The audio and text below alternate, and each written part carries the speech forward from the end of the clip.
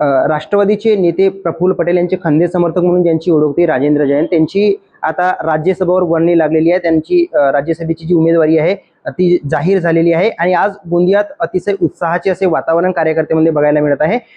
राजेंद्रजी जैन यांच्या घरी भेट द्यायला वर्षाताई पटेल आलेले आहेत. आपण त्यांच्याशी बोलण्याचा प्रयत्न करूया. मैडम, क्या बताएंगे राजेंद्र जी जैन साहब की राज्यसभा के लिए? सबसे पहले तो मैं पटेल परिवार की तरफ से बहुत बहुत हमारा भाई, हमारा हमसफ़र, कंधे से कंधा मिलाने वाला एक राष्ट्रवादी कांग्रेस पार्टी का तटस्थ कार्यकर्ता राजेंद्र जी जैन को मैं खूब खूब अभिनंदन देना चाहूँगी, बधाई देना चाहूँगी।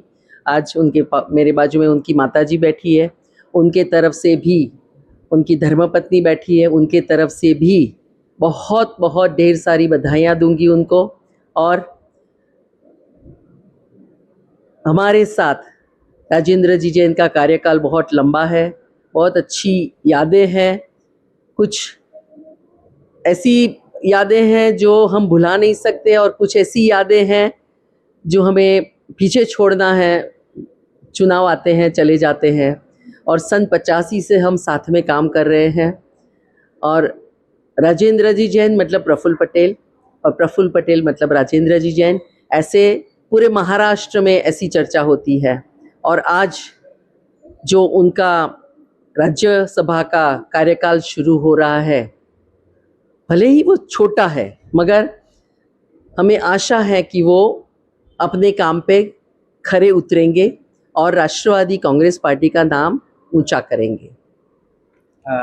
राजेंद्र जी जैन यांचे धर्मपति सुद्धा आपल्यासोबत आहेत.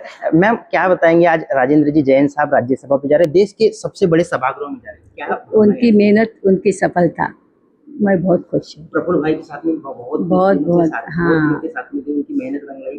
उनकी मेहनत रंग लाई प्रफुल्ल भाई की. तर निश्चितपणे जर का बघितलं तर या ठिकाणी अतिशय उत्साहाचं असं वातावरण आहे आणि प्रफुल्ल पटेल साहेबांचे जे खंदे समर्थक म्हणून ओळखले जात होते, अत्यंत निकटवर्ती म्हणून ओळखले जात होते, असे राजेंद्र जैन हे आता देशाच्या सर्वोच्च सभागृहामध्ये जाणार आहेत. देवेंद्र रहांगडाले, एबीपी माझा, गोंदिया. एबीपी माझा, उघडा डोळे बघा नीट.